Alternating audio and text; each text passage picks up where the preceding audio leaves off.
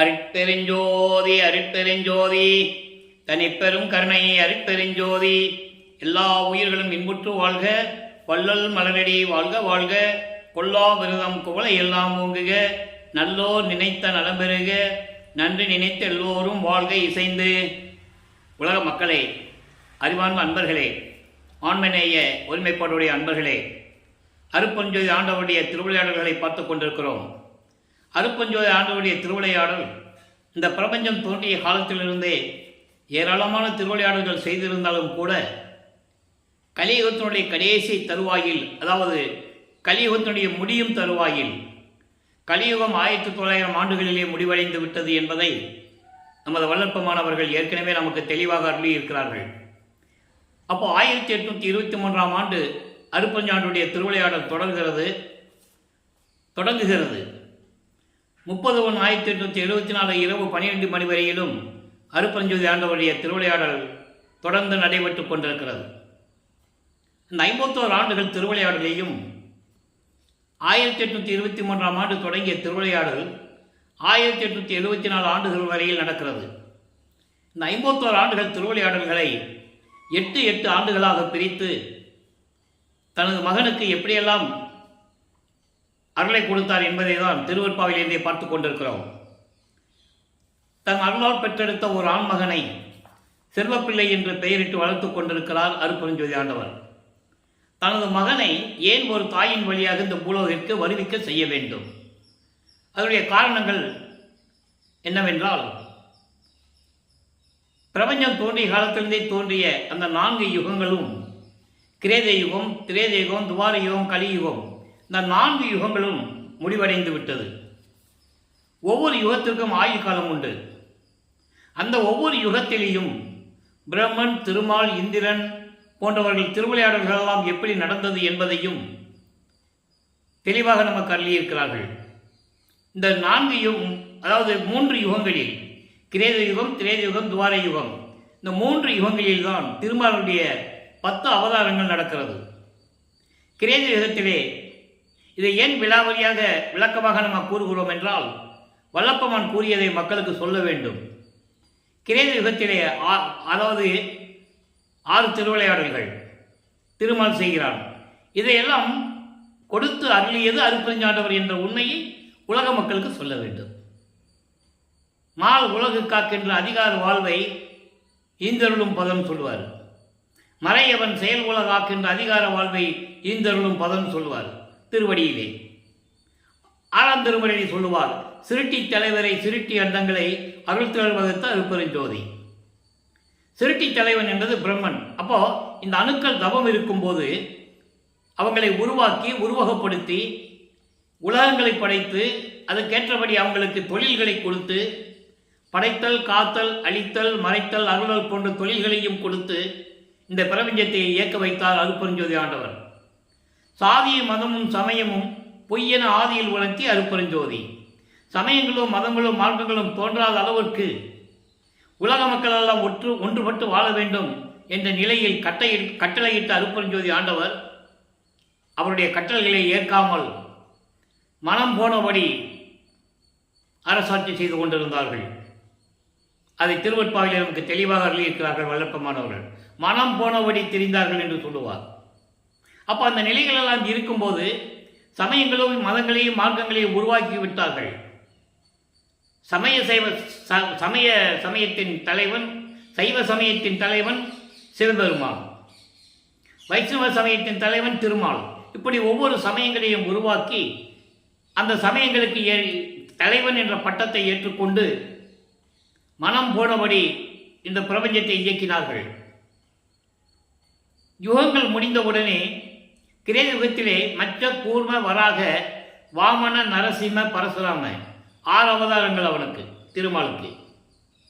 கிரேத யுகத்திலே ராமன் அவதாரம் மட்டும், துவார யுகத்திலே கிருஷ்ணனும் பலராமனும், கலியுகத்திலே அயக்கிரேவ அவதாரம். அயக்கிரேவ அவதாரம் முடிந்து விட்டது என்பதை வல்லப்பமானவர்கள் நமக்கு தெளிவாக அருளியிருக்கிறார்கள். அயக்கிரேவ அவதாரம் எப்படி நடந்தது என்பதை சுத்த சன்மார்க்க காலத்தில் தான் விளங்கும் என்று சொல்லி நமக்கு அருளியிருக்கிறார்கள் வல்லப்பமானவர்கள்.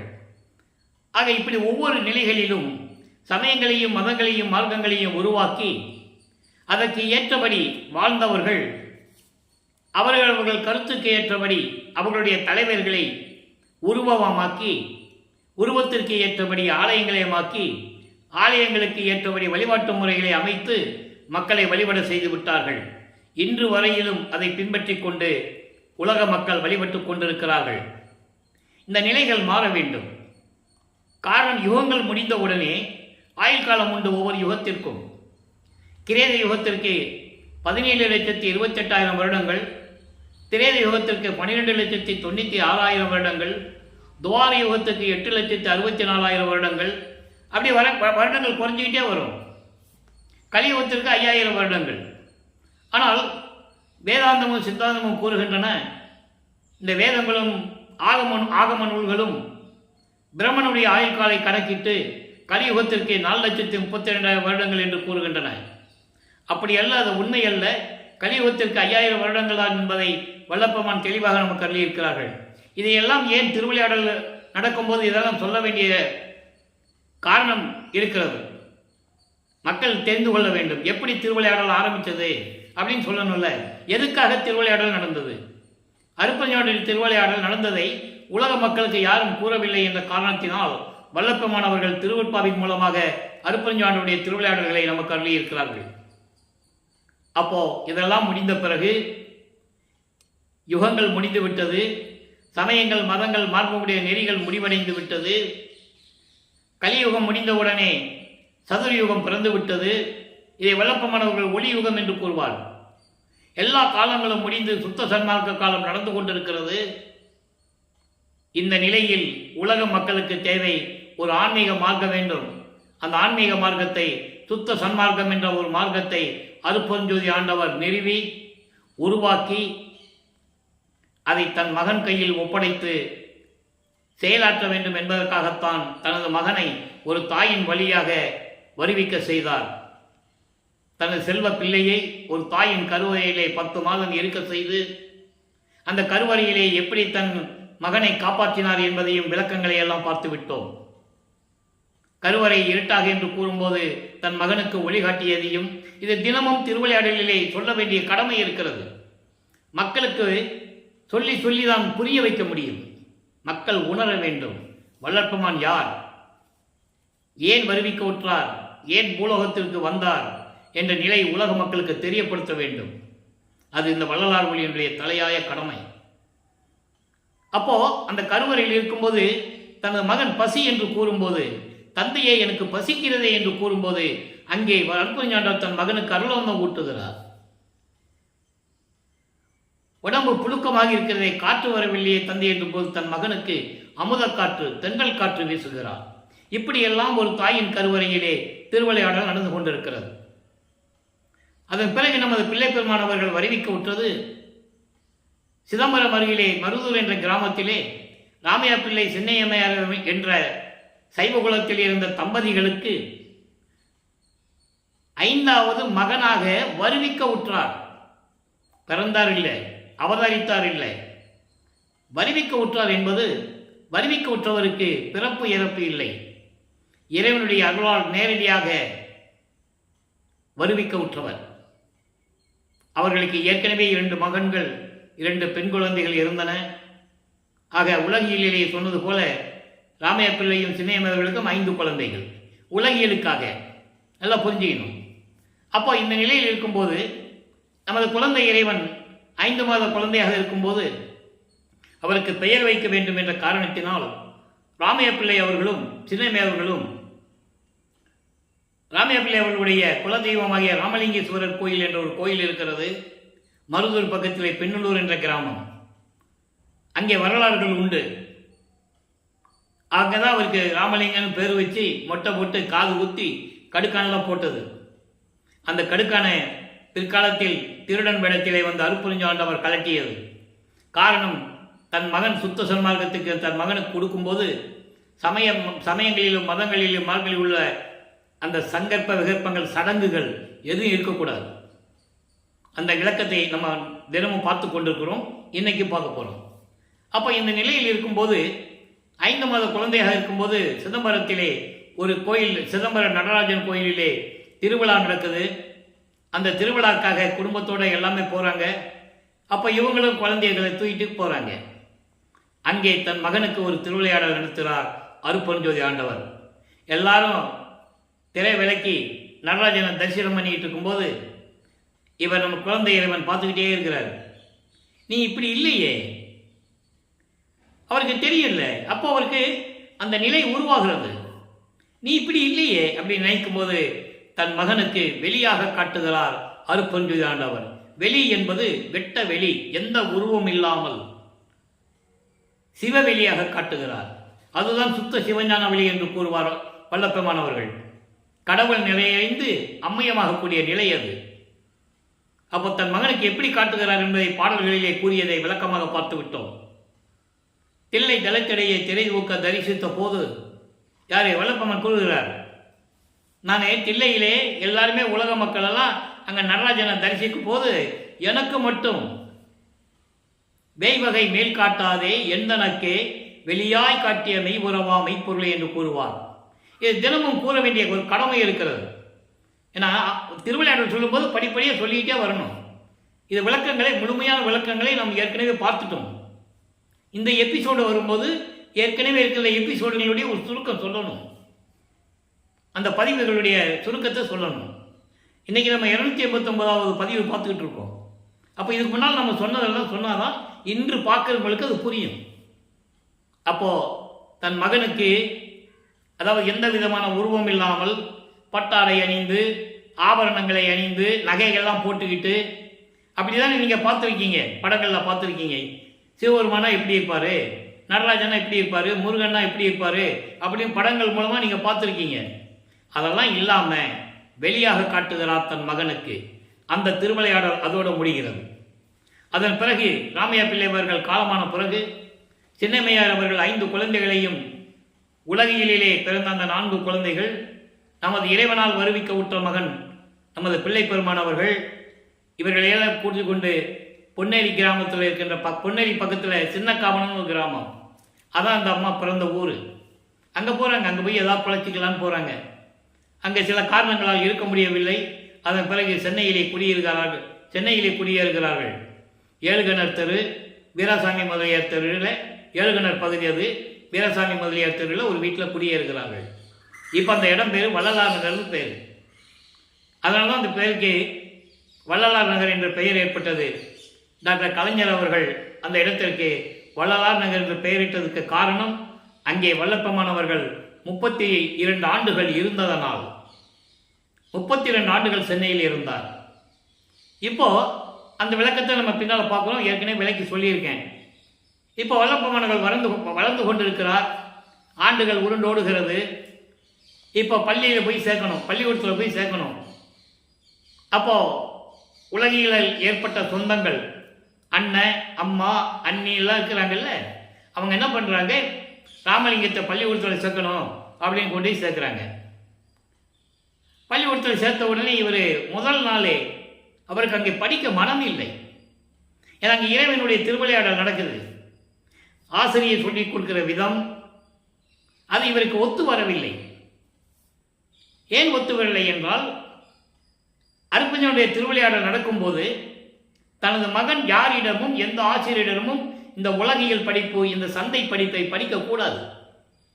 அதே போல தனது மகன் யாரையும் குருவாக ஏற்றுக்கொள்ளக்கூடாது. இது இறைவனுடைய திருவிளையாடல். அதனால் பள்ளியில் படிக்க முடியாதுன்னு வந்துட்டார். அப்போது வீட்டில் இருக்கிறவங்க, உங்களுக்கு தெரியும், ஒரு குடும்பத்தில் ஒரு பிள்ளையை பள்ளிக்கூடத்தில் சேர்த்து படிக்க முடியலைன்னு வந்துட்டா எவ்வளவு பிரச்சனைகள் வரும், எவ்வளவு திட்டுகள், அவமானங்கள், பேச்சுகள், அடிப்பாங்க, ஏன் பள்ளிக்கூடத்துக்கு போக மாட்டேன்றன்னு, இப்படி நிலைகள்லாம் தொடருது. அப்போது நமது குழந்தை இறைவன் பிள்ளை பெருமானவர்களுக்கு மனம் ஒரு நிலையில் இல்லாமல் மனம் அமைதியை நாடுகிறது, ஒரு தனிமையான இடத்தை நாடுகிறது. அப்படி சென்ற இடம்தான் கந்தகோட்டம் என்ற ஒரு இடம். அங்கே ஒரு முருகன் கோயில் இருக்குது. அப்போ அந்த காலகட்டங்களில் அது ஒரு தனிமையான இடம். அது காலையில் வீட்டிலேருந்து எந்திரிக்க வேண்டியது, நேராக போய் அங்கே போய் எடுத்துக்க வேண்டியது. சாயங்காலம் எல்லாம் தூங்கின பிறகு, இரவு எல்லாம் தூங்கின பிறகு தான் இவர் வர்றது, கோயிலை மூடின பிறகு தான் இங்கே வர்றது. அப்போ இங்கே இருக்கிறவங்க தேடுவாங்க, ராமலிங்கம் எங்கே போனான்னு தெரியல, சாப்பிட்டானா சாப்பிடலான்னு தெரியல, இப்படி வரைஞ்சிக்கிட்டு இருப்பாங்க. இப்போது இந்த நிலைகள்லாம் தொடர்ந்து இருக்கும்போது முதல் 8 ஆண்டுகள் முடிஞ்சிருச்சு. வல்லப்பமான அவர்கள் இந்த பூலோகத்திற்கு வருவிக்க உற்று 8 ஆண்டுகள் முடிஞ்சிருச்சு. 2வது அடி எடுத்து வைக்கிறார். 9வது ஆண்டு தொடக்கத்தில் இறைவன் அவர் முன் எழுந்தருளி, மகனே வருத்தப்படாதே, நீ என்னால் வருவிக்க உற்ற மகன், ஞானத்தை பெற்றுக்கொள், காரணம் காரியங்களெல்லாம் முன்பருவம் பின்பருவம் காட்டி உனக்கு அருள் செய்வேன் என்று கூறி மறைந்து விடுகிறார். இப்போ இறைவனுடைய மகன் மட்டும் தெரியும், வெளியே யாரையும் சொல்ல முடியாது, சொல்லவும் கூடாது. இறைவன் ஆட்கொண்டதை பாடல்களிலே கூறியிருக்கிறார். ஆண்டாறு 3 ஆண்டிலே ஆட்கொண்ட அருள்கடலே என்று கூறுவார். 6 + 3 9. அப்போ 9வது ஆண்டு இறைவன் தன்னை ஆட்கொண்டதை திருவுட்பாவிலே தெளிவாக நமக்கு அருளியிருக்கிறார்கள். அன்பர்களே, நான் ஏற்கனவே கூறியது போல இங்கே சொல்லப்படுகின்ற விளக்கங்கள் அத்தனையும் கற்பனை அல்ல, கதை அல்ல.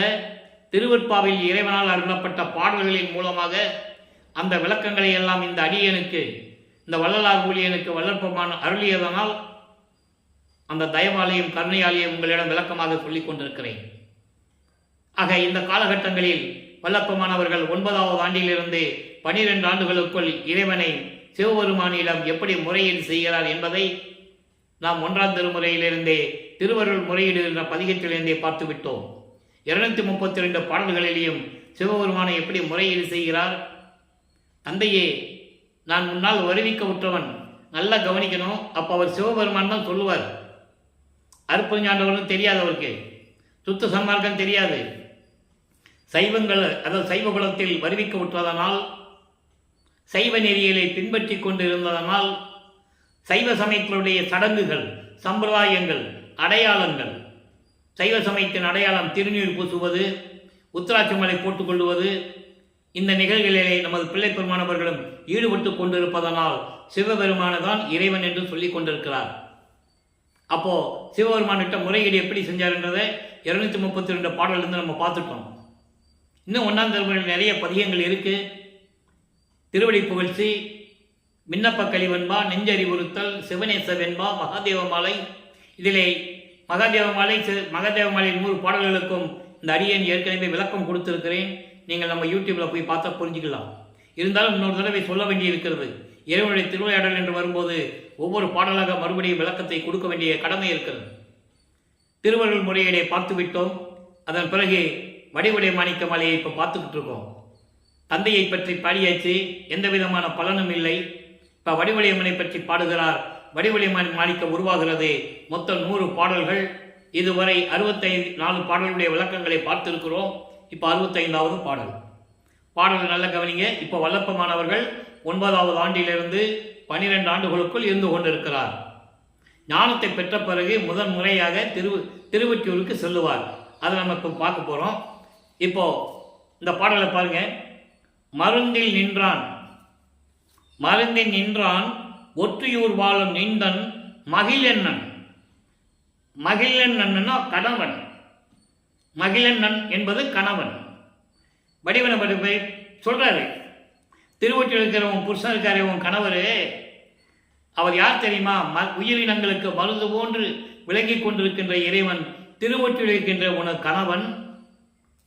முன்னும் திரிந்து நின்றார் புகழ் நின் முன்னும் நல்ல அருள் தேன் விளைந்தே விருந்தில் நின்றேன். சற்றும் உள் இறங்காத விதத்தை கண்டு வருந்தி நின்றேன். இது நன்றோ வடிவுடை மாணிக்கமே. என் தாயே, என் அம்மையே, உன் கணவன் தான் இந்த பூலோகத்திற்கு என்னை வருவிக்க செய்தான். நானும் பூலோகத்திற்கு அவனை நம்பி வந்து விட்டேன். அருளை பெற முடியவில்லை. எவ்வளவோ முறையீடுகள், விண்ணப்பங்கள் செய்து விட்டேன். நீயாவது உன் கணவனிடம் சொல் என்ற நிலையில் இருந்து கொண்டு இந்த பாடலை நமக்கு அருளியிருக்கிறார்கள். திருவொற்றியூரில் இருக்கின்ற உனது கணவன், திருவொற்றியூரில் இருக்கின்ற உனது கணவன் எல்லா உயிர்களுக்கும் மருந்து போல விளங்கி கொண்டிருக்கின்றவன். முன்னாளில் சென்ற யுகங்களில் உன்னுடைய அடியார்கள் மனம் உருகி உனது புகழை பாடி அருள் வேண்டி நின்றார்கள். உனக்கு கணவனை பற்றி பாடினாங்க, உன்னை பற்றியும் பாடினாங்க. ஏன்? அவனுக்கு அருள் வேண்டும் என்பதற்காக.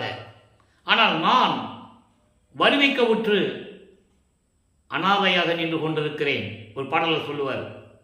அனாதையாக நின்று கொண்டிருக்கிறேன்.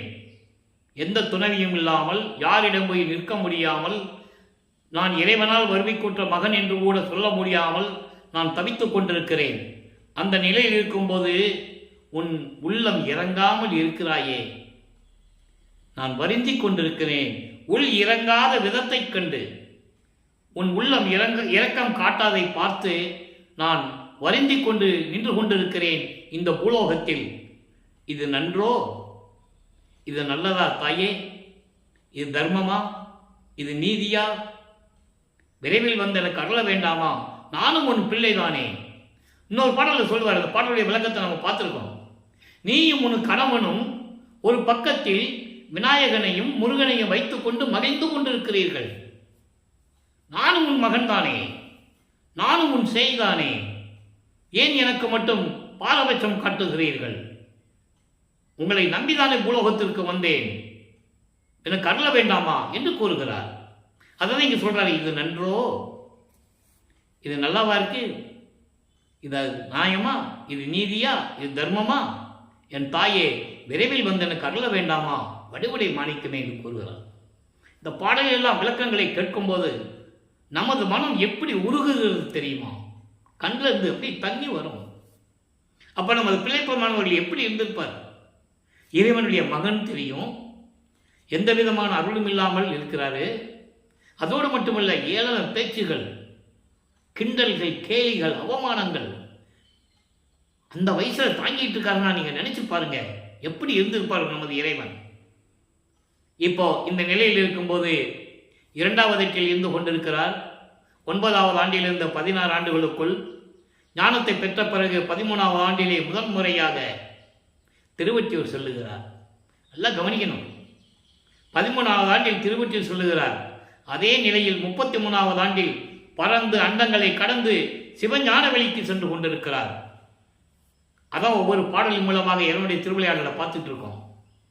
வல்லப்பமானவர்கள் வருவிக்க விட்டு 202 ஆண்டுகளாகியும் அவருடைய அருள் வல்லமையை, வல்லப்பெருமான் யார், எப்படிப்பட்டவர், எதற்காக இந்த பூலோகத்திற்கு வருவிக்க விட்டார் என்ற நிலையை உலக மக்களுக்கு விலக்கி சொல்லுவதற்கு ஆள் இல்லை.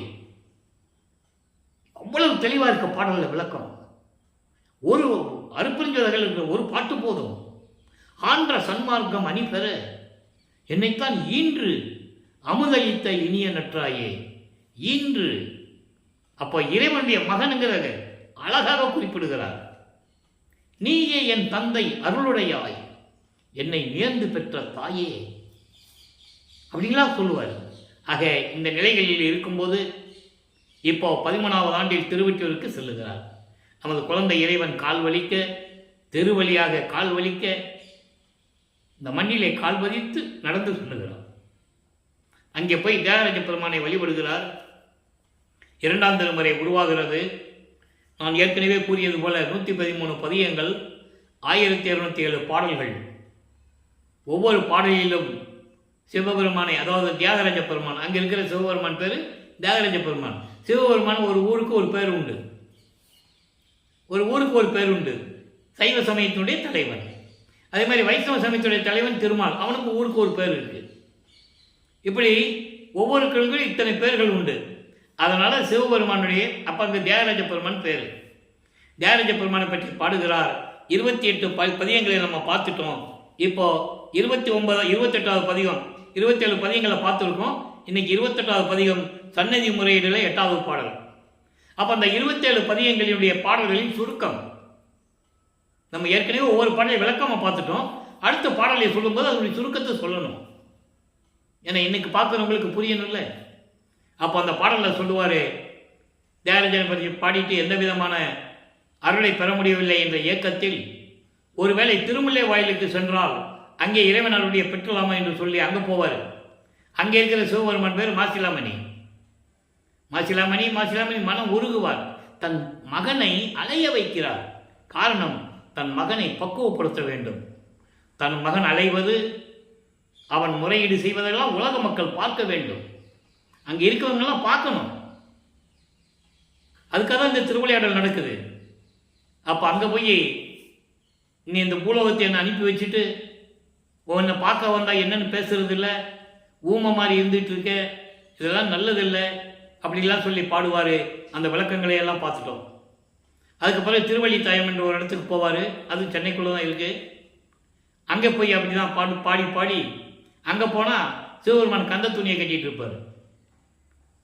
எனக்கு ஒரு கந்த துணியை கட்டி கொடு, நான் இங்கே நிற்கிறேன், வரவங்க போகிறவங்களாம் சொல்லட்டும், பெற்ற மகனை தெருவில் விட்டு விட்டான் என்ற பழி சொல் உன்னை வந்து சூழ்ந்து விடுமே, அதற்காக நான் வருந்துகிறேன், கவலைப்படுகிறேன், என் தந்தையே விரைவில் வந்துவிடு, என்னை ஆட்கொண்டு எனக்கு அருளை கொடுப்பாய் என்றெல்லாம் சொல்லி பாடுவார்.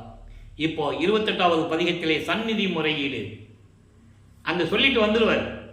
இனிமேல் நான் திருமுல்லை வாயிலுக்கும் இந்த திருவள்ளித்தாயத்துக்கு நான் வரமாட்டேன், என்னால் வர முடியாது, காலெல்லாம் வலிக்குதுப்பா, உன் பையன் இப்படியெல்லாம் நடந்து கால் வலிக்க நடந்து வந்தது உனக்கு கொஞ்சம் கூட வருத்தம் இல்லையா அப்படிலாம் சொல்லுவார். அப்படிப்பட்ட பாடல்களை எல்லாம் விளக்கங்களை எல்லாம் பார்த்து விட்டோம். இப்போ சன்னதி முறையில் என்ன சொல்கிறாரு, அதுக்கப்புறம் என்ன சொல்லுவார், இனிமேல் திருவொற்றியூருக்கு வரமாட்டேன்னு சொல்லுவார். அதை தான் இன்றைக்கி நம்ம விளக்கங்கள் டெய்லி பார்த்துட்டு இருக்கோம். இப்போ சன்னதி முறையில் 8வது பாடல், எந்தையே, எந்தையே என்பது எனது தந்தையே, எந்தையே தில்லையம் இறையே, சிதம்பரத்திலே இருக்கின்ற எனது இறைவனே அப்படின்னு சொல்லணும். ஏன்னா திருவாரூரில் தில்லையில் பல இடத்துல சிவபெருமான் அங்கங்கே ஒரு திருவிளையாடல் செஞ்சிருக்கிறார். அப்போ தில்லையில் இருக்கின்ற என் இறையே, குகன் தந்தையே, குகன்னா முருகன், முருகனை நெற்றிக்கண்ணிலிருந்து கொண்டு வந்த எனது தந்தையே, குகன் தந்தையே, ஒற்றி தன் அமுதே, திருவொற்றியூரில் இருந்து கொண்டு அருளை கொடுத்து கொண்டிருக்கின்ற ஒப்பற்ற அமுது போன்ற இறைவனே, எந்தன் முந்தை ஏல்பவ மூட மயக்க மர, இதான் முக்கியமான வரி, எந்தன் முந்தை ஏல்பவ மூட மயக்க மர, சிந்தை ஏதம் திருந்த அருளவையே, என்னுடைய கடந்த காலங்கள் யுகங்களில் இருக்கின்ற கர்ம வினைகள், சஞ்சீதம் பிராரத்தம் அகாமியம் போன்ற நிலைகளில் இருந்த வினைகள் எல்லாம் நீங்க வேண்டும். அதோடு மட்டுமல்ல, ஏழு பவ என்பது 7 நிலைகள் இருக்கின்ற பிறப்பு இறப்பு நிலைகள். அறந்தருமிலை சொல்லுவார், 7 உலக அவத்தை விட்டு ஏறினேன் மேல்நிலை, ஊழிதோறும் ஊழி உயர்தழைத்து ஓங்கினன். அப்போ ஒவ்வொரு யுகத்தில் வளர்ப்பமான் இருந்ததை தெளிவுபட நமக்கு அருளி இருக்கிறார்கள். இப்போ ஒவ்வொரு யுகத்தில் இருந்தது அவருக்கு இப்போ தெரியாது. ஆனால் 7 உலக விளக்கு அவஸ்தைகள் தெரியும் அவருக்கு. இவர் இருந்தது அப்போ சொல்ல மாட்டார். சுத்த சமார்க்கத்தை வாங்கின பிறகு சொல்லுவார், நான் ஒவ்வொரு யுகத்தில் இருந்தேன்னு. அப்போ 7 பவ மூட மயக்கம், அறியாமை, மாயைகளும் மயக்கங்களில் சிக்கிக் கொண்டிருந்த நிலைகள், சிந்தை ஏதம் என்பது மனக்குற்றம். சிந்தை ஏதம் என்பது மனக்குற்றம். இந்த மனக்குற்றம் இவைகளெல்லாம் நீக்குவதற்காக என் முன் எழுந்தருளி எனக்கு அருள வேண்டும் எனது தந்தையே என்று கூறுகிறார். அப்போ இந்த நிலைகள் இருக்கும்போது வல்லப்பமானவர்கள் 2வது எட்டை கடந்து விட்டார். 9வது ஆண்டிலிருந்து 16 ஆண்டுகளை கடந்து இப்போ 17வது ஆண்டிலிருந்து 24 ஆண்டுகளுக்குள் அந்த 8 ஆண்டுகளில் என்ன திருவிளையாடல் நடந்தது என்பதை 3ஆம் திருமுறையிலிருந்தே பார்த்து விட்டோம். 19 பதிகங்கள், 235 பாடலுடைய விளக்கங்களை விளக்கமாக நாம் பாடல்களோடு பார்த்து விட்டோம். இப்போ அதனுடைய ஒரு சுருக்கம், இதை சொன்னால்தானே அடுத்த இடத்துக்கு போக முடியும். அப்போ இவ்வளவு தூரம் தியாகராஜ பெருமானை பற்றி பாடியும் எந்த விதமான அருளையும் கொடுக்கவில்லையே இவர் என்று சொல்லி மனம் அறிந்து பாடுகிறார். எந்த விதமான பலனும் இல்லை. அப்போ தனது மன இயக்கம், மன தவிப்பில் இருக்கின்ற நிலைகளையெல்லாம் சொல்லி நாரையையும் கிளிகளையும் தூது அனுப்புவார். நீங்கள் போய் இறைவன்கிட்ட சொல்லுங்க, நான் நேராக போனாலும் பேசுறது இல்லை, அலைய வச்சுட்டு இருக்கிறாரு, எப்போ தான் எனக்கு அருள் கொடுப்பாருன்னு தெரியல, நீங்கள் போய் சொல்லுங்க, உன் மகன் இப்படியெல்லாம் வரைஞ்சி கொண்டிருக்கிறான்னு போய் சொல்லுங்கன்னு சொல்லி நாரையையும் கிளிகளையும் தூது அனுப்புவார். எந்த விதமான பதிலும் இல்லை. அந்த பதிகத்தில் இருக்கின்ற 2வது பதிகத்தில் இருக்கின்ற நாரையும் கிளியும் நாட்டூரும் தூது என்ற பதிகத்தினுடைய விளக்கங்களை எல்லாம் பார்த்து விட்டோம். அதன் பிறகு திருவிழா திறன் என்பது திருவிழா வீதி வரும்போது, பவனி வரும்போது இப்போ காட்சிகள் மாறுகிறது. இப்போ இறைவன் காட்சி கொடுக்கிறாரு, பேசுறது இல்லை, மறைஞ்சிருவார். இப்படியே நிலைகள் தொடர்ந்து கொண்டிருக்கும் போது இவருக்கு ஒன்றுமே புரியல. என்ன இப்படி நடந்துகிட்டு இருக்கே, ஒன்றுமே புரியலையே, எப்போதான் நம்ம அருளை பெறுவது என்று சொல்லி இருக்கும்போது, உலகியலிலே இருப்பது போல குடும்பத்தில் ஏதாவது கஷ்டம் வந்தாலும் சரி, நல்லது கெட்டது ஏதாவது நடந்தாலும் போய் ஜோசியம் பார்ப்பாங்க. அதே மாதிரி இவர் ஒரு குறைச்சி பெண்ணிடம் போய் குறி கேட்பது, ஜோசியம் பார்க்குறது, இந்த நிலைகள்லாம் தொடர்ந்துகிட்டு இருக்கு. இறுதியாக 19வது பதிகத்திலே காதல் மாற்று என்ற பதிகத்தில் இருக்கின்ற 10 பாடலுடைய விளக்கங்களை பார்த்தோம். அந்த பாடல்களில்தான் இவரை சிவபெருமான் திரும்பி பார்க்காமல் எப்படி ஓடுகிறார் என்பதையும், இவரும் பின்னாலே ஓடி ஓட்டத்தை பிடிக்க முடியவில்லை என்பதையும், அப்போ அங்கே பார்க்கின்றவர்கள்லாம் கேலியும் கிண்டலும் பண்ணுவாங்க. என்ன பாராமலிங்கம் தெருவழியாக ஓடிக்கிட்டு இருக்க, யாரை பிடிக்க ஓடிக்கிட்டு இருக்கேன்னு சொல்லும்போது, இவர் நான் இறைவனை தேடி சென்று கொண்டு இருக்கிறேன் என்று சொல்ல, கலியுகத்தில் இதெல்லாம் நடக்குமாப்பா அப்படின்லாம் கேலி பண்ண, அதுக்கு தட்டி 10 பாடல்கள் உண்டு. அப்போ அந்த 10 பாடலுக்கு இவர் பதில் சொல்லுவார். நீங்கள்லாம் சொல்கிறது நல்லா இல்லை, அப்போ கூட இறைவனால் வருவிக்க விட்டோன்னு அவர் சொல்ல முடியாது, சொல்ல மாட்டார். அப்போ 24 ஆண்டுகள் அவருக்கு இந்த பூலோகத்திலிருந்து, அதாவது விண்ணுலகத்திலிருந்து பூலோகத்துக்கு வந்து 24 வருஷம் ஆகுது. அப்போ இந்த நிலையில் இருக்கும்போது சிவபெருமான் எப்படி ஓடினார் என்பதையும், ஓட்டத்தை பிடிக்க முடியவில்லை என்று கூறியதையும், எப்படியாவது இறைவனை அருளை பெற்று விடுவேன், இறைவன் மீது நான் காதல் கொண்டுள்ளேன் என்ற நிலையை மக்களிடம் சொன்னதையும், கனவில் கூட இறைவனுடைய காதலை என்னால் மறக்க முடியாது என்றெல்லாம் சொல்லுவார். அந்த பாட்டுடைய விளக்கங்களை எல்லாம் பார்த்து விட்டோம். இப்போ 24 ஆண்டுகள் முடிஞ்சிச்சு. இப்போ 25வது ஆண்டில் அடியெடுத்து வைக்கிறார். 4வது 8 4ஆம் திருமுறை உருவாகிறது. 8 பதிகங்கள், 197 பாடல்கள். ஏற்கனவே விளக்கங்களை பார்த்து விட்டோம். அன்பு மாலை, அருப்பிரகாச மாலை, இப்படி பிரசாத மாலை, ஆனந்த மாலை, பத்தி மாலை, சௌந்தரிய மாலை, அபராத மன்னிப்பு மாலை, அதிசய மாலை, இப்படி பாடல்களை எல்லாம் பார்த்து விட்டோம். இப்போ நிலைகள் மாறுகிறது. இப்போ சுத்த சன்மார்க்கம் இருக்கிறது தெரியும். சமயங்களையும் மதங்களையும் மார்க்கங்களுடைய சொல்லப்பட்ட நெறிகளை விடணும். அதற்கு முன்னால் ஒரு திருவிளையாடல். தனக்கொடி அம்மையாருக்கு தாலி கட்டி திருமாங்கல்யம் பூட்டி மோட்ச வீட்டை காட்ட வேண்டும். அந்த அம்மாவுடைய கர்ம வினைகள் எல்லாம் நீக்கி விமோசனம் கொடுக்க வேண்டும். இது இறைவனுடைய திருவிளையாடல். ஆனால் உலகியலிலே ஒரு கதை மாதிரி சொல்லுவாங்க. அது இருக்கட்டும், அந்த விளக்கத்துக்குள்ளே நம்ம போக வேண்டாம், அவங்களுக்கு தெரியாது. அப்படியெல்லாம் சொன்னவர்களுக்கு திருவருட்பாவில் இருக்கின்ற விளக்கங்கள் தெரியாது. அது இறைவனுடைய திருவிளையாடல் என்று சொல்லியிருக்க வேண்டும். புராணங்களிலே ஏற்பட்ட பல திருவிளையாடல்களை சொன்னார்கள். முருகனுடைய திருவிளையாடல், சிவபெருமானுடைய திருவிளையாடல், பிரம்மன் இந்திரனுடைய திருவிளையாடல்கள் எல்லாம் சொன்னார்கள். ஆனால் அருப்பஞ்சோதி ஆண்டவர் தன் மகனுக்கு எப்படியெல்லாம் திருவிளையாடல் செய்தார் என்பதை சொல்லாமல் விட்டு விட்டார்கள். சொல்லியிருந்தால் வல்லப்பெருமானுடைய நிலை மக்களுக்கு புரிஞ்சிருக்கும். அப்போ அங்கே ஒரு திருவிளையாடல் நடக்குது. முதல்ல இல்லற வாழ்க்கை எனக்கு வேண்டாம்னு தான் சொல்லுவார். ஏன்னா அவங்க அப்பா கிட்ட இருந்து பெர்மிஷன் வாங்கணும். அவங்க அப்பா அருப்பஞ்சோட்ட வந்து பெர்மிஷன் வாங்கணும். அனுமதி வாங்கியாச்சு, உடனே ஒத்துக்கிறாரு. அப்போது அந்த கல்யாண நிகழ்ச்சியிலே, அந்த திருமண நிகழ்ச்சியிலே பிரம்மன், திருமால், ருத்திரன் போன்ற பத தலைவர்களும், ரிஷிகளும், முனிவர்களும், சத்தர்களும், சக்திகளும், சித்தர்களும் எல்லாமே உட்கார்ந்து கொண்டிருக்கிறார்கள். எங்களை எல்லாம் ஆளப்போகும் அருள் கடலே என்று வாழ்த்துவதற்காக, மணமக்களை வாழ்த்துவதற்காக அமர்ந்து கொண்டிருக்கிறார்கள். பாடலிலே கூறியிருக்கிற விளக்கங்களை எல்லாம் பார்த்து விட்டோம். மனுஷங்க கண்களுக்கு தெரியாது, மானிட பிறவிகளுக்கு தெரியாது. அப்போ அந்த நிலையெல்லாம் முடித்துவிட்டு உலக வாழ்க்கையை துறக்கிறார். இயற்கையாகவே பாசங்களை நீக்குதல். இறைவனுடைய 8 குணங்கள் இருக்கு. அதில் இவர் 5வது இடத்தில் இருந்து கொண்டிருக்கிறார். ஏற்கனவே மற்ற நிலைகளெல்லாம் கடந்து வந்து விட்டார். தன்மயத்தனாதல், தூய உடம்பினாதல், முற்றிலும் உணர்தல், இயற்கையாகவே பாசங்களை இயற்கையை உணர்தல், இயற்கையினுடைய பாசங்களை நீக்குதல், அந்த நிலையில் இருந்து கொண்டிருக்கிறார். அதன் பிறகுதான் முடிவில் ஆற்றல் உடைமை, பேரன்பில் இன்ப உடைமை, வரம்பில் இன்ப உடைமை என்ற நிலைகள் எல்லாம் உண்டு. அப்போ இந்த நிலையில் இருக்கும்போது இனிமேல் திருவொற்றியூருக்கும் செல்லக்கூடாது. சிவபெருமானை பற்றி பாடவே கூடாது, பேரை சொல்லக்கூடாது. ஏன்னா சுத்த சன்மார்க்கத்தை வாங்கணும். அப்போ சமயங்களையும் மதங்களையும் மார்க்கங்களையும் சார்ந்த தலைவர்களை பற்றி பாடவும் கூடாது. அந்த சமயங்களில் பிற்பட்ட சங்கற்ப விருப்பங்களை கடைபிடிக்கவும் கூடாது. சைவ சமயத்தின் அடையாளமாக திருநீரை பூசுவதை நிறுத்த வேண்டும். நிறுத்திவிட்டார். தந்தையே வந்து சொல்லிட்டார், இனிமேல் இது உனக்கு தேவையில்லை, சுத்த சன்மார்க்கம் கொடுக்க போறேன், இது உனக்கு தேவையில்லைன்னு சொல்றதை பாடலின் மூலமாக நாம் பார்த்து விட்டோம். எல்லா உண்மைகளும் பாடலில் இருக்கு, வேண்டும் என்று சொல்லுவதில்லை. ஆனால் இன்னும் உலகிலே சொல்லிக் கொண்டிருக்கிறார்கள், அதெல்லாம் ஒன்றும் இல்லைப்பா, அவரே வள்ளலாரே அங்கே பூசிக்கிட்டு இருந்தார், பல சாமிகளை கும்பிட்டுக்கிட்டு இருந்தாருன்னு சொல்லுவாங்க. இருந்தது உண்மைதான், கும்பிட்டது உண்மைதான்.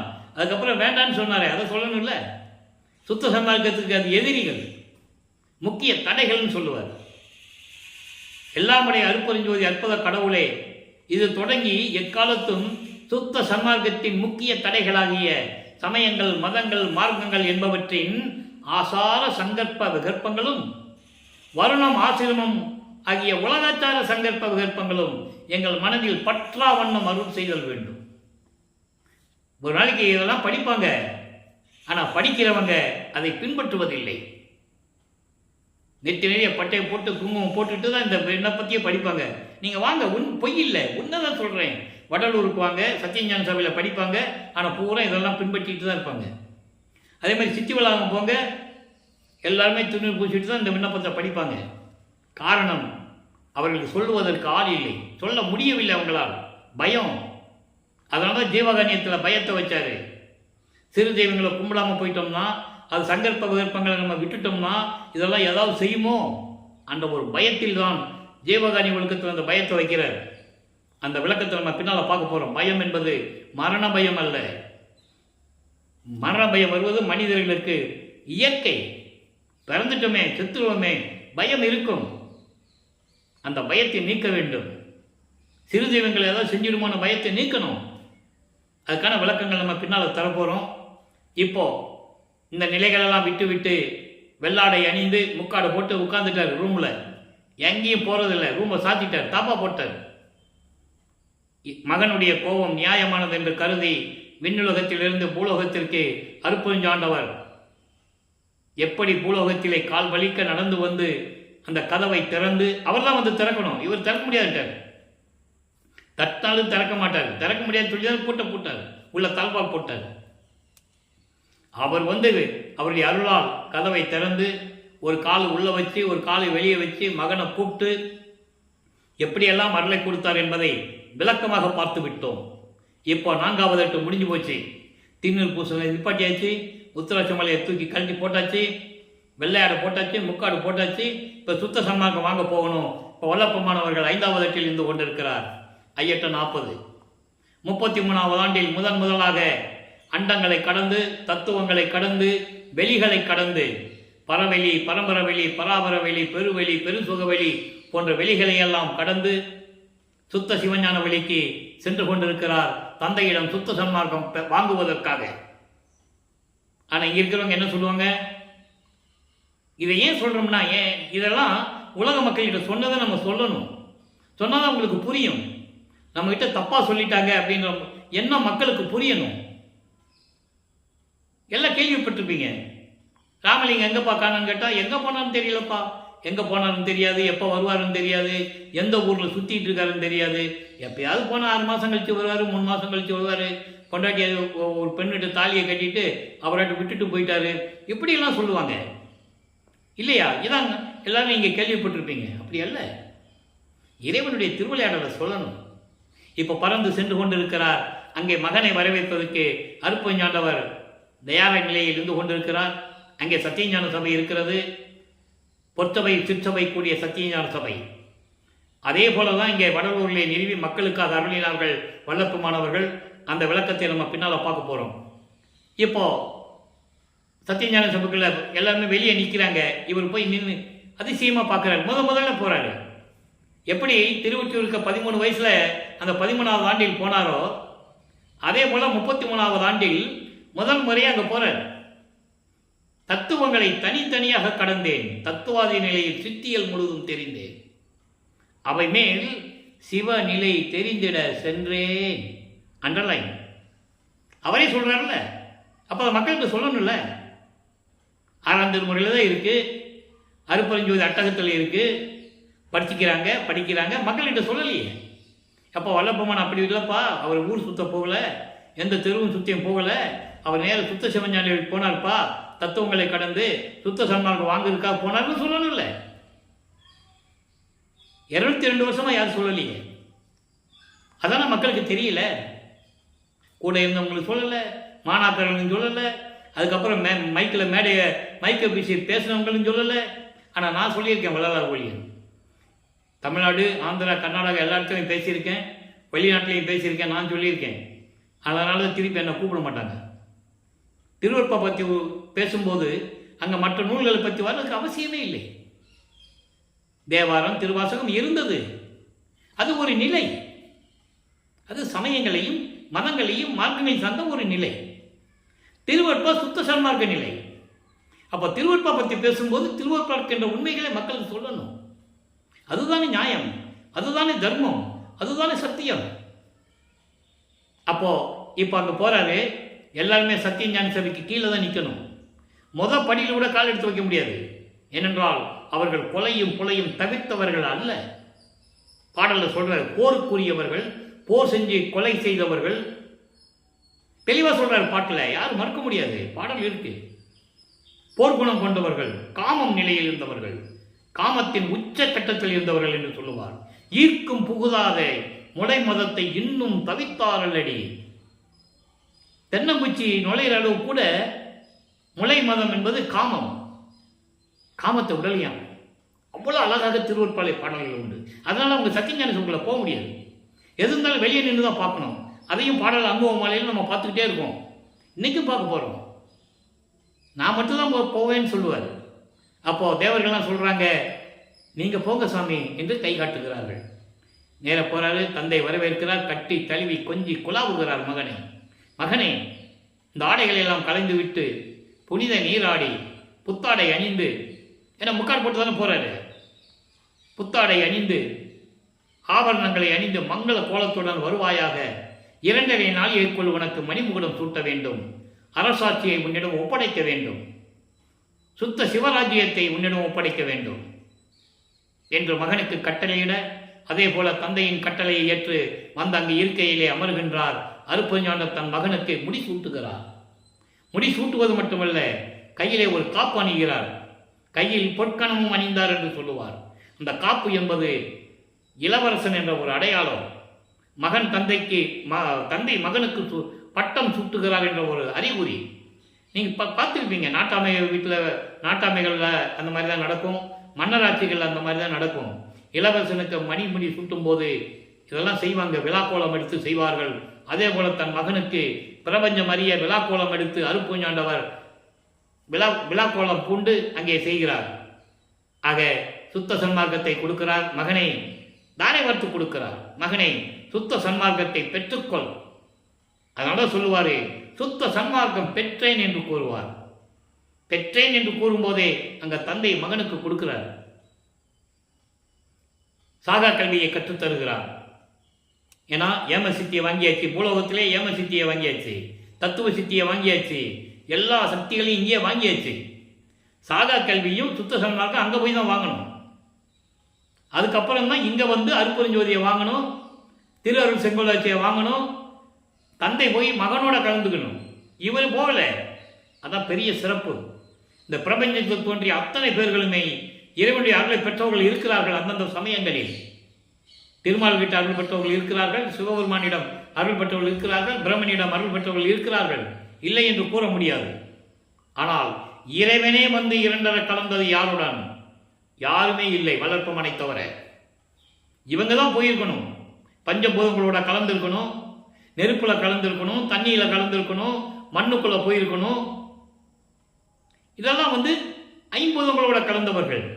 இறைவன் போய் யாரோட கலந்தாரு? வல்லப்பமான ஒருவரிடம் தான் என்பதை நான் பதிவு செய்ய கடமைப்பட்டிருக்கிறேன். இதை சொல்லுவதில் பெரும் மகிழ்ச்சி அடைகிறேன். ஆக இந்த நிலையில் இருக்கும்போது மகனை பூலோகத்துக்கு சென்று வா, மற்றதெல்லாம் அங்கே பார்த்துக் கொள்ளலாம் என்று கூற வல்லப்பம்மன் அவர்கள் பூலோகத்திற்கு திரும்புகிறார். தந்தையிடம் சுத்த சன்மார்க்கத்தை பெற்றுக்கொண்டு சாகா கல்வியை கற்றுக்கொண்டு அவர் சாகா கல்வி சொல்லிக் கொடுக்கும்போது இங்கே எல்லாருமே பார்த்துக்கிட்டு இருக்காங்க. சத்தியஞான சபைக்கு வெளியே நின்றுக்கிட்டு பாட்டில் இருக்கு. அது அந்த விளக்கத்தை பார்த்துட்டோம். இப்போ பூலோகம் திரும்புவது நேரடியாக சிதம்பரம் தான் செல்லுகிறார். காரணம், சிதம்பரம் நடராஜனை கும்பிடுறதுக்கு இல்லை. அதை நீங்கள் புரிஞ்சுக்கணும். அப்படியே சொல்லி சொல்லி மக்கள் மனதில் பதிய வச்சுட்டாங்க. சிதம்பரம் போனார், போய் நடராஜனை கும்பிட்டாரு. நடராஜனை விட பெரிய ஆளுங்க அவர். அவங்களாம் சைவ சமயத்தினுடைய தலைவர்கள். அவர் எல்லாருலையும் பெற்றவர் வல்லப்பமானவர்கள். அப்போ சமயங்களையும் மதங்களையும் மக்கள் கும்பிடுறாங்க, அது தவறு இல்லை, அது அவங்களுடைய சுதந்திரம். அவங்க சுதந்திரம். திருநீர் பூசிக்கலாம், மொட்டை போட்டுக்கலாம், காது குத்திக்கலாம், நமச்சிவாய சிவாய நமன் சொல்லலாம், என்ன வேணாலும் சொல்லிக்கலாம், தவறு இல்லை, அது அவங்களுடைய சுதந்திரம். ஏன்னால் அவங்க சமயங்களையும் மதங்களையும் மார்க்கங்களையும் சார்ந்து கொண்டு இருக்கிறார்கள். ஆனால் சுத்த சன்மார்க்கம் அப்படி இல்லை, இதெல்லாம் சாதாரண மார்க்கம். அதான் சொன்னாரு, சமயமும் சாதியும் மதமும் சமயமும் பொய்யென ஆதியில் குணத்தை அறுப்பெருஞ்சோதி. சாதியும் மதமும் சமயம் காண ஆதியநாதியம் அறுப்பெருஞ்சோதி. ஏன் ஞானசேரியில் சொல்லுவாரே, பொய்த்த மதம் சமயம் எல்லாம் பொய்யே அவற்றில் புகுதாதீர். அது வேண்டான்னு சொல்றாரு. ஏன்? சுத்த சன்மார்க்கத்துக்கு அது தேவையில்லை. அந்த நிலையில் இருக்கும்போது நேரடியாக சிதம்பரத்திலே எழுந்தருளுகிறார். ஏன்னா அங்கே ஒரு திருவிளையாடல் நடக்குது. பரசுராமனும் அந்த கருமொழியில் இருக்கிற அந்த வீட்டுக்காரர் வெங்கட ரெட்டியாரும் பேசிகிட்டு இருக்காங்க அங்கே. அப்போ நேராக போய் அவங்க முன்னால் நிற்கிறார். அப்போ தான் அவங்க பார்க்குறாங்க. ஆனால் இங்கே இருக்கிறவங்க நடந்தே போனார், மாட்டு வண்டியில் போனார்னு சொல்லுவாங்க. அது அவங்களுடைய விளக்கம், அதுக்குள்ளே நம்ம போக வேண்டாம். அது உலகில் செவிகளில் வந்த செய்திகள். அப்போது அங்கே சொல்லும்போது வெங்கட ரெட்டியார்கிட்ட அறிமுகப்படுத்துகிறாரு. அவர் கருங்குடிக்கு கூட்டு வந்தார். இப்போ வல்லப்பமானவர்கள் 6வது வீட்டில் இருந்து கொண்டிருக்கிறார்.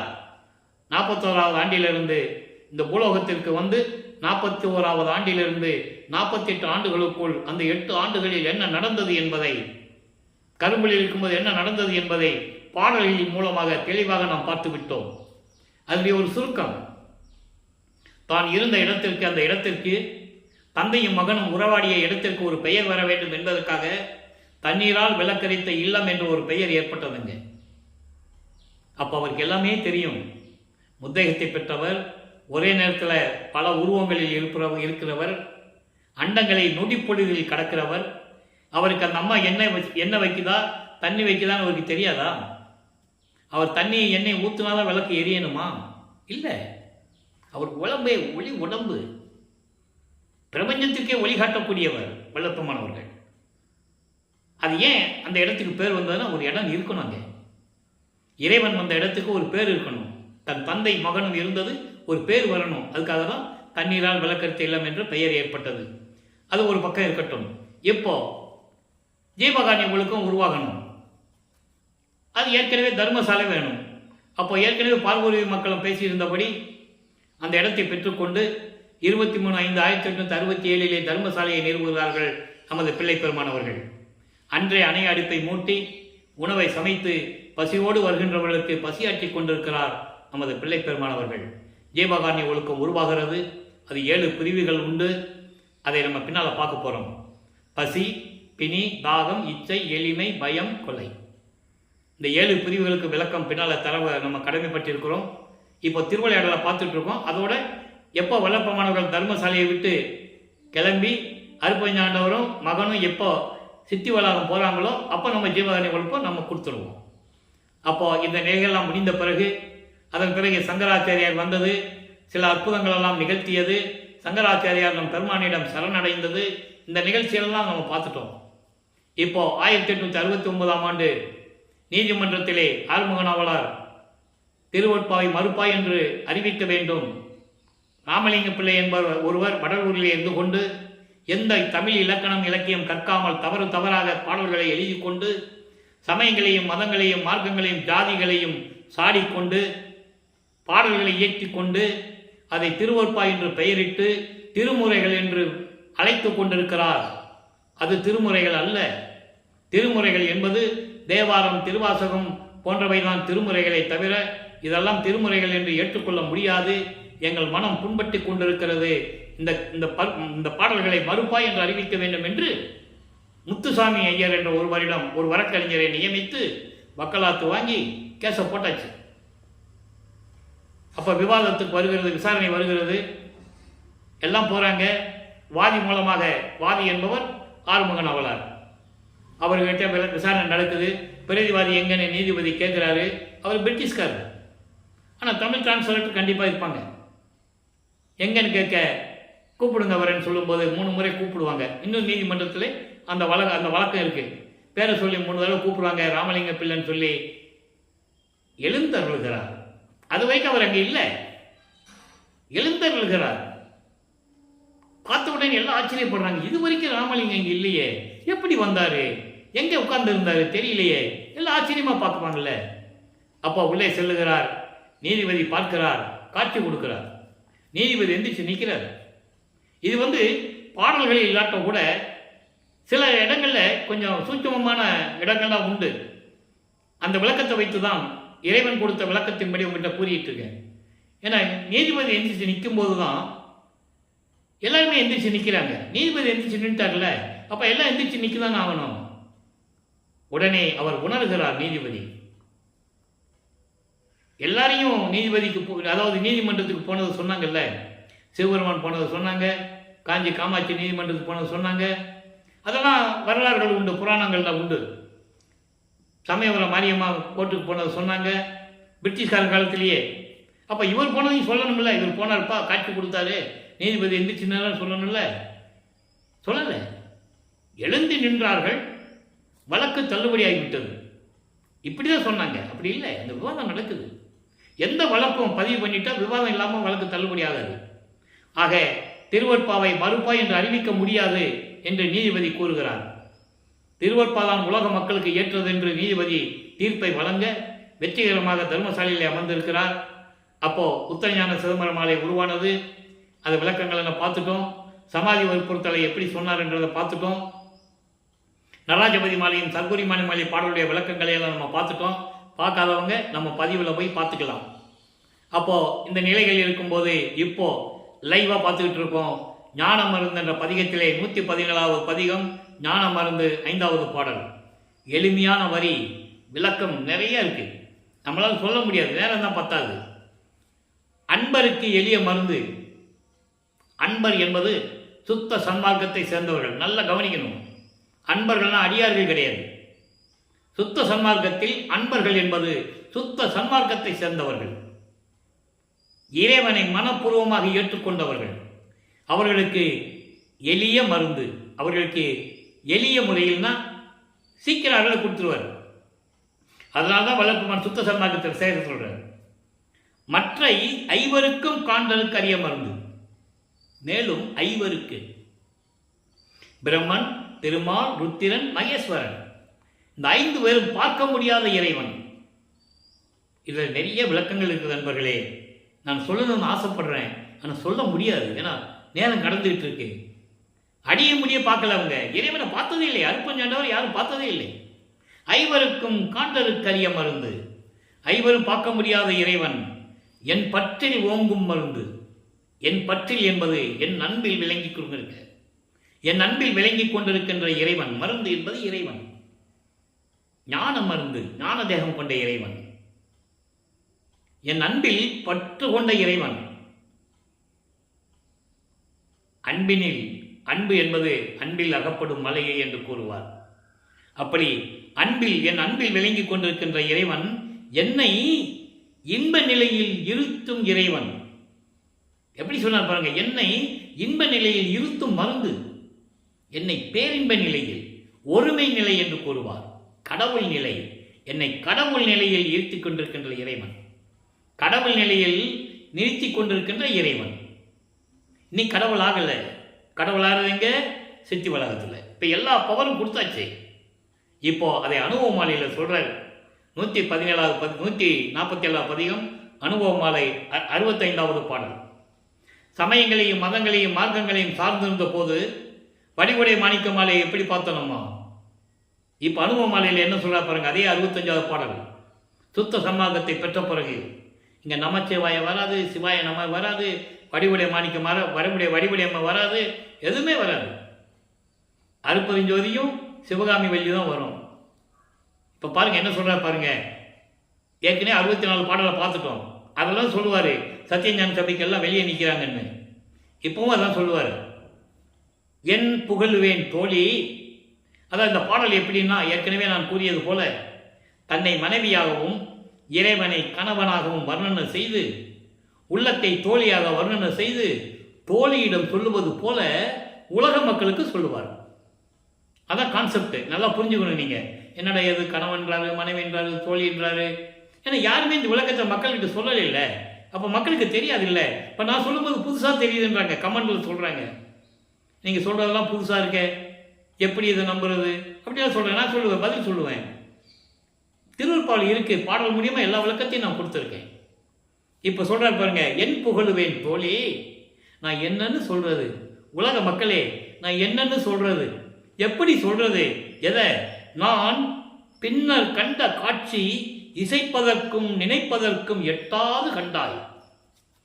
நான் அங்கு சுத்த சிவஞான வெளியிலே சத்தியஞான சபையிலே எனது கணவனை பார்க்கும்போது, அதாவது எனது ஆண்டவரை பார்க்கும்போது, எனது தந்தையை பார்க்கும்போது நான் எப்படி சொல்லுவது, நான் கண்ட காட்சிகளை. சுத்த சன்மார்க்கத்தை பெற்ற பிறகு பின்னர், நல்லா கவனிக்கணும், பின்னர் என்ற வார்த்தையை சும்மா பார்க்கறதுக்கு ஒரு எளிமையான வார்த்தை மாதிரி தெரியும். பின்னர் என்ன, பின்னாளில். அப்படி கிடையாது. பின்னர் என்பது முன்னர், பின்னருக்கு முன்னால் முன்னர்னு இருக்கு. அப்போ முன்னர் என்னது, அதாவது சமயங்களையும் மதங்களையும் மார்க்கங்களையும் சார்க்கும் போது இந்த எல்லாம் நிலைகள் எல்லாம் அவருக்கு கிடைக்கல. அதெல்லாம் பின்னர் என்று சொல்லுகிறார். சுத்த சன்மார்க்கத்தை பெற்ற பிறகு என் தோழியே நான் என்னவென்று சொல்லுவேன். உலக மக்களே, நான் சுத்த சன்மார்க்கத்தை பெற்ற பிறகு நான் என்னன்னு சொல்லுவேன். சொல்லுவதற்கும் நினைப்பதற்கும் எட்ட முடியாத நிலையில் இருக்கிறது, பார்த்து கொள்ளுங்கள். இசைப்பதற்கும் என்றால் சொல்லுவதற்கும் நினைப்பதற்கும் எட்டாத நிலையில் இருக்கிறது. அவ்வளவு அரிய நிலையில் இருக்கிறது. ஒப்பற்ற நிலையில் இருந்ததை நான் பார்த்தேன். அதை எப்படி சொல்லுவேன் என்று சொல்லிவிட்டு சொல்றார் பாருங்க, அன்புறும் சித்தாந்த நடம் வேதாந்த நடம். ஏற்கனவே நேற்று பார்த்த பாடல்ல 4 அந்தங்களை சொல்லிடுவார். கலாந்தம், யோகாந்தம், போதாந்தம், நாதாந்தம் சொல்லிட்டார் நேற்று. அந்த விளக்கத்தை நேற்று பார்த்துட்டோம். இந்த அந்தங்கள் எல்லாம் சமயங்களிலும் மதங்களில் இருக்கும்போது வெறும் கலாந்தம் யோகாந்தம் தான் சொல்லுவார். சுத்த சமாகத்தை பெற்ற பிறகு முன்னால் சுத்தம் போட்டுருவார். சுத்த வேதாந்தம், சுத்த சித்தாந்தம் சொல்லுவார். அதான் சொல்றாரு இங்கே, அன்புரு. அன்புரும் என்றால் அன்போடு விளங்கக்கூடிய சுத்த, அதான் சுத்த சன்மார்க்கம். சன்மார்க்கம் என்பது வேறு, அது சமய மார்க்கம். மாணிக்கவாசகர் இருந்தது சமய சன்மார்க்கம், இவர் சுந்தரன் இருந்தது சகமார்க்கம், திருஞான சம்பந்தர் இருந்தது சர்புத்திர மார்க்கம், திருநாவுக்கரசர் தசமார்க்கம், தாசமார்க்கம் என்று கூட சொல்லுவார்கள். ஆனால் இது சுத்த சன்மார்க்கத்தில் இருந்தது. இந்த பிரபஞ்சத்திலேயே வல்லப்பமான ஒருவர் தான் என்பதை இங்கே நான் பதிவு செய்ய கடமைப்பட்டிருக்கிறேன். அதனால்தான் ஞான சித்தியை பெற்றார். சித்தன் ஆனேன் என்று உந்திப்பற என்று கூறுகிறார். இப்போ அப்படி சொல்ற பாருங்க, சித்தாந்த நடம், அன்புரு சித்தாந்த நடம், சுத்த சித்தாந்த நடம், சுத்த வேதாந்த நடமும் ஆதி நடு அந்தமில்லா சோதி மன்றில் கண்டேன். ஆதியும் நடுவும் அந்தமில்லாமல் சுயமாக தோன்றிய இறைவன் சுத்த சிவஞான வெளியில் இருக்கிறான், ஜோதி மன்றில். அருப்பெருஞ்சோதி எங்க இருக்குது? சுத்த சிவஞான வெளியில் 16வது நிலையில், ஞானத்தில் ஞானம். சரியை கிரிய யோகம் என்ற 12 நிலைகள் சமயங்களையும் மதங்களையும் மார்க்கங்களையும் சார்ந்தது என்பதை பாடலிலே தெளிவாக நாம் பார்த்து விட்டோம். சின்னம்பிடியிலே சொல்லுவார், சின்னம்பிடி என்ற ஒரு பதிகத்திலே, பன்மார்க்கம் கடந்தேன் என்று சின்னம்பிடி, 12 மேல் நின்று சின்னம்பிடி. சின்னம்பிடின்னு என்ன அர்த்தம்? உறுதியா இருக்கணும், அந்த இலக்கை நோக்கி போய்கிட்டே இருக்கணும். 12 மேல் என்பது 13வது நிலை, அதான் திரையோதச நிலை, அதுதான் ஞான சரியை. இவ்வளவு விளக்குகள் இருக்கிறது. ஞான சரியை, ஞான கிரியை, ஞானத்தில் யோகம், ஞானத்தில் ஞானம். அந்த நிலையில் இருந்து ஆதிநடு அந்தமில்லா ஜோதி மன்றில் கண்டேன். அவர் எங்கேயா ஓடி போயிட்டாரா? இல்ல தெளிவா சொல்றாருல்ல. அப்போ சுத்த சிவஞான வழியில் இருந்து நான் கண்டேன். அடுத்து சொல்றார் பாருங்க, இன்பமயமாய் ஒன்றாய் இரண்டாய் ஒன்று இரண்டும் இல்லாதுமாய். இந்த ஒன்றாய் இரண்டாய் இரண்டுக்கு நிறைய பேர் விளக்கம் கொடுத்துருக்காங்க, நம்ம இல்லைன்னு சொல்ல முடியாது. அது அவங்க அறிவுக்கு விளக்கம் ஏற்றபடி கொடுத்துருக்காங்க. சுத்த சன்மார்க்க விளக்கம் என்பது, ஒன்று என்பது இறைவன் ஒருவன், ஒளியாக இருக்கக்கூடிய இறைவன். 2 என்பது சுடரும் அக்னியுமாக திகழ்ந்து கொண்டிருக்கின்ற இறைவன். இப்போ இந்த ஒளி சுடர் அக்னி எல்லாமே இல்லாமல் ஒன்று இரண்டும் இல்லாதுவாய் அருவமாக. ஜோதியை பார்த்தா கூட அதுக்கு ஒரு உருவம் தெரியுது இல்ல? ஜோதிக்கு உருவம் இருக்கு, தெரியும், ஜோதி தெரியுதுன்னு சொல்றோம். இது இல்லாமையே அருவமா இருக்கிறார் இறைவன். அதை இங்க சொல்றாரு, ஒன்றும் இரண்டும் ஒன்றும் இரண்டும் இல்லாதுவாய். எல்லாம் செய்யும் வல்லதுவாய் விளங்கி எல்லா அருளையும் பெற்றுக்கொண்டு அருள் வளமை படத்தை இறைவனாக விளங்கி தன்பரமாம். தன்பரம் என்பது அருப்பெருஞ்சோதி நிலை. இறைவனுக்கு தன்பரம் என்பது அருப்பெருஞ்சோதி நிலை. அந்த நிலைகளையும் கடந்து பரம் கடந்த இந்த நிலைகளெல்லாம் கடந்த நிலை எது தெரியுமா? சமரச. சமரச பேர் அந்த தனி நடனம். அப்போ சுத்த சன்மார்க்கத்துக்குன்னு ஒரு நடனம் இறைவன் வச்சிருக்கிறார். நல்லா புரிஞ்சுக்கணும் நீங்க. சமரச பேர் அந்த தனி நடனம். அது யாருமே பார்த்ததில்லை. சிவபெருமான நடனமானதை புராணங்களில் பார்த்துருக்காங்க, அந்த சமயங்களுக்கு முனிவர்கள் பார்த்துருக்காங்க, இவன் நடராஜன் நடனம் ஆடுறதை பார்த்துருக்காங்க. எல்லா நடனமும் வலது காலை ஊன்றி இடது காலை தூக்கிய நடனம். இங்கே சமரச பேர் அந்த தனி நடனம் என்பது இடது காலை ஊன்றி வலது காலை தூக்கி காட்டிய நடனம். அதுதான் ஆடும் சேவடி. ஆடுகின்ற சேவடிக்கே ஆளானேன் மாளாத யாக்கை பெற்றேன் என்று கூறுவார். இந்த விளக்கத்தை நல்லா புரிஞ்சுக்கணும். இது இறைவன் கொடுத்த விளக்கம். எந்த அகராதியிலும் இருக்காது, எந்த இலக்கண பதிவுகளிலும் இருக்காது. அதுதான் சமரச பேர் அந்த தனி நடனம். இடது காலை ஊன்றி வலது காலால் தூக்கி நடனம் காட்டியவர் தனது மகனுக்காக. இந்த பிரபஞ்சத்திலே அந்த நடனத்தை பார்த்தவர் வல்லப்பெருமான் என்பதை இங்கே நான் பதிவு செய்ய கடமைப்பட்டிருக்கிறேன். அந்த நடனம் கண்ணுற்றேன், அந்த நடனத்தை நான் தான் பார்த்தேன் சொல்றேன்.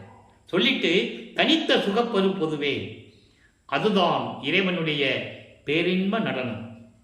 அது சொல்லுவாரு அகவல்ல ஒரு பாட்டில் சொல்லுவார் பாருங்க. சுத்த சன்மார்க்க சுகத்தனி வெளி என்னும் அத்தனி சிற்றவை அனுபவிஞ்சவர். அதான் இங்க சொல்றாரு. சமரச பேர் அந்த தனி நடனம் சொல்றாருல, அதான் சொல்றாரு பாருங்க. சுத்த சன்மார்க்க சிவவெளி, தனிவெளி, சுகத்தனிவெளி, சுத்த சன்மார்க்க சுகத்தனிவெளி என்னும் அத்தகைய சிற்றவை அருப்பெருஞ்சோதி. அகவலியும் சொல்ற. ஆக அன்பர்களே, இறைவனுடைய திருவிளையாடல் எப்படியெல்லாம் நடந்தது பார்த்தீங்களா?